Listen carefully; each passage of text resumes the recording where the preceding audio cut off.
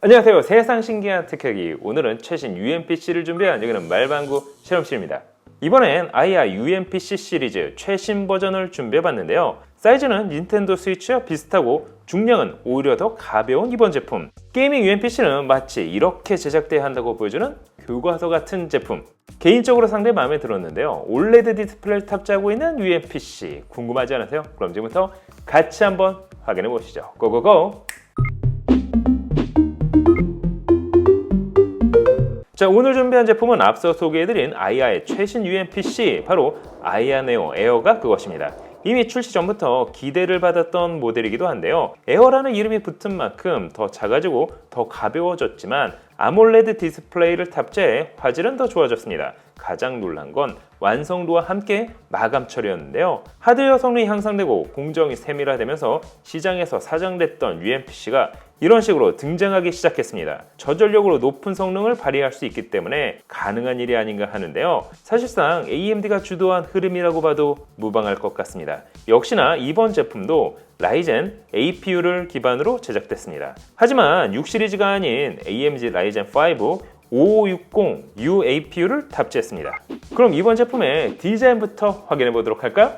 제품의 사이즈는 223mm, 89.5mm, 두께는 26.7mm, 무게는 약 410g으로 상당히 작고 가볍게 제작됐습니다. 이제야 정말 휴대용 게이밍 PC다운 디자인이 완성됐다는 느낌이 들었는데요. 국내 출시 색상은 화이트와 블랙 두 가지로 출시됐습니다. 화이트 색상은 아우라 화이트라는 이름답게 상단에 그라데이션 처리가 되어 있습니다. 그냥 보기에도 이쁜데요. 마치 저를 보는 지난 세대들과의 가장 큰 차이점이라고 하면 작고 가벼워졌다는 점 외에도 완성도, 마감, 버튼의 퀄리티가 상당히 향상됐다는 점입니다. 이건 진짜 눈으로 봐야 체감할 수가 있는데요. 역시나 엑스박스 컨트롤러와 상당히 닮아있는 점은 변함이 없지만 홀 조이스틱과 홀 트리거를 적용해 정확도를 높였고, 특히나 조이스틱 같은 경우 데드존 없이 제어가 가능하기 때문에 FPS 게임을 하기에도 좋다는 장점을 가지고 있습니다. 또한 트리거 감도 조절, 모터 진동 강도 조절, 자동 버튼 기능은 물론 A, B, XY 키 수합 기능을 지원해 스위치와 같은 형태의 키 조합으로도 변경 가능합니다. 조이스틱은 5000시간의 내구성을 보장하고 교체도 가능하다고 하는데요. 테두리에 들어오는 이 LED 역시 상당히 매력적이었습니다. 작고 가벼워진 만큼 그립감 역시 향상됐습니다. 잡았을 때 편리할 뿐만 아니라 무광 마감을 통해 흠집에도 강해졌습니다.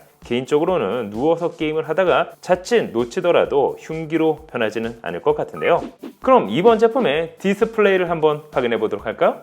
5.5인치 FHD 해상도의 아몰레드 404 PPI 디스플레이를 탑재해 10만 대 1의 명암비는 물론 최대 350니트의 밝기를 지원합니다. sRGB 100% 색역은 물론 DCI-P3 99% 색역을 만족하는 패널이 사용됐는데요. 사이즈가 작다 보니 그래픽 편집은 어렵겠지만 영상 감상은 물론 게임을 할 때 상당히 색감이 훌륭했습니다. 역시나 완벽한 블랙 표현이 가능한 아몰레드 패널을 탑재한 만큼 몰입감은 괜찮았습니다.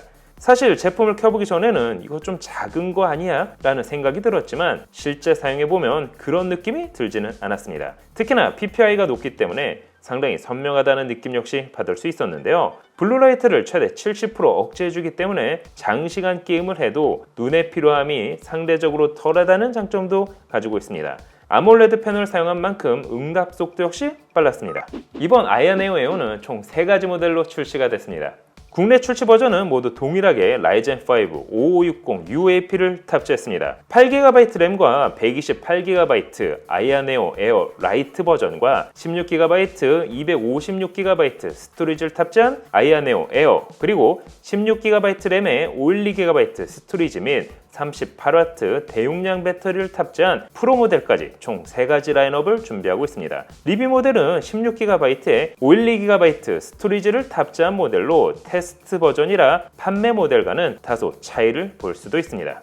OS는 윈도우 11홈을 기본 제공해주고 있는데요. 당연히 와이파이 6와 함께 블루투스 5.2의 최신 무선 규격을 지원합니다. 거기에 아직 베타 버전이긴 하지만 아이야 스페이스라는 게이밍 허브를 통해 모두 컨트롤이 가능합니다. 스팀과 비교해도 부럽지 않은 구성인데요. 아이아 스페이스를 사용하며 게임 선택과 같은 기본적인 기능은 물론 제어판에서 CPU 가동률을 코어 단위로 확인할 수 있습니다. 그 외에도 메모리 사용량, 비디오 램 사용량과 같은 다양한 설정이 가능합니다. 또한 본체의 모든 버튼을 커스텀할 수 있다는 점도 마음에 들었습니다. 물론 게임 중에도 전용 버튼을 통해 손쉽게 설정을 전환할 수도 있습니다. 당연히 한국어도 지원하지만 아직 베타 버전이라 완벽하지는 않습니다. 전체적으로 보면 UMPC라기보다는 휴대용 게임기라는 느낌이 더 강하다고 할까요? 그럼 이번 제품의 성능 과연 어떨까요? 프로세스의 성능부터 테스트해봤습니다. 시네벤치 R23을 돌려본 결과 멀티코어 점수는 5151점, 싱글코어 점수는 1194점을 보여줬습니다. 확실히 라이젠5 5560 APU를 사용한 만큼 아쉽지 않은 결과라 할 수가 있는데요. 그럼 그래픽 처리 성능은 어떨까요? 라데온 베가 내장형 그래픽 카드가 사용된 만큼 다양한 테스트를 해봤습니다. 고사양 게이밍 PC와 당연히 절대 비교할 수는 없겠지만 휴대용 게이밍 PC임을 감안하면 준수한 성능을 보여줬습니다. 그럼 가장 중요한 게임은 어디까지 돌아갈까요? 그래서 실제 게임을 테스트해봤습니다. 참고로 게임은 HD 해상도의 15W TDP 기준으로 게임을 테스트해봤습니다. 첫 번째 게임은 호라이즈 제로던을 낮은 옵션에서 친 AMD 게임인 만큼 FSR을 활성화 후 최고 성능 모드로 플레이해봤습니다. 그 결과 최소 29, 평균 42, 최대 70프레임을 보여줬습니다. 두 번째 게임은 갓 오브 워를 낮은 옵션 FSR은 최고 성능 모드로 플레이해봤는데요. 그 결과 최소 14, 평균 35, 최대 100프레임을 보여줬습니다. 세 번째 게임은 사이버펑크 2077을 동일한 설정에서 플레이를 해봤습니다. 그 결과 최소 12, 평균 40, 최대 81프레임을 보여줬습니다. 세 가지 고사양 게임을 테스트해본 결과 평균 30프레임 이상을 보여줬는데요. 가벼운 저사양 게임은 5W에서 8W 정도의 저전력으로도 구동이 가능했습니다. 뿐만 아니라 60프레임 방어까지 보여줬는데요. 보통 이런 휴대용 게임 PC는 30프레임을 기준으로 잡는 경우가 많습니다. 그런 기준을 놓고 보면 세 가지 게임 모두 게임을 즐기기에 쾌적하다 할 수가 있습니다. 발열의 경우 세 가지 게임 테스트에서 70도 내외를 보여줬습니다. 그래서 그런지 패드의 열감은 좀 있었습니다. 그럼 이번 PC의 포트 구성은 어떨까요?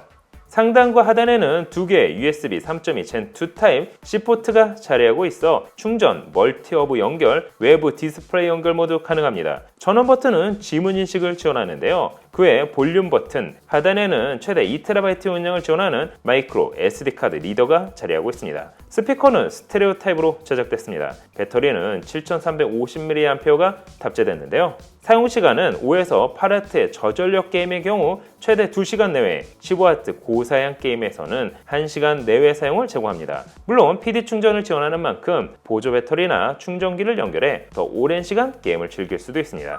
참고로 이번 제품은 와디즈 펀딩으로 판매가 진행되고 있습니다. 가격은 라이트 모델의 경우 87만 9천원, 기본 모델의 경우 103만 9천원, 그리고 프로 모델은 119만 원에 펀딩이 진행되고 있습니다.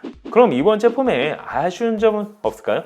일단 AMD 6000 시리즈가 출시된 시점에서 5000 시리즈로 나왔다는 점은 개인적으로 아쉬웠습니다. 물론 테스트 결과만 놓고 보면 성능에서 크게 아쉽지는 않았지만 뭔가 다음 버전을 예고하는 듯한 느낌이 든다고 할까요? 또한 아몰레드 디스플레이에 15W로 게임을 즐기면 배터리 소모는 생각보다 빨랐습니다. 따라서 제대로 즐기기 위해서는 충전을 하면서 즐기는 걸 추천드립니다. 자, 오늘은 완성도가 높아지고 있는 아이아 네오 에어에 대해서 확인을 해봤습니다. 휴대용 게이밍 시장이 풍년이라고 해도 과언이 아닌 지금, 그중 이번 제품은 개인적으로 마음에 들었습니다. 여러분이 보시기엔 어떠신가요? 오늘 영상은 여기까지. 개 허접한 게 단돈 5만원! 말도 안 돼! 저도 안 먹을 것 같은 게 단돈 68,000원. 미쳤군. 가성비가 사망했잖아. 도와줘요. 말방구 가성비! 찾았다! 너에게 딱 맞는 가성비! 말방구 가성비.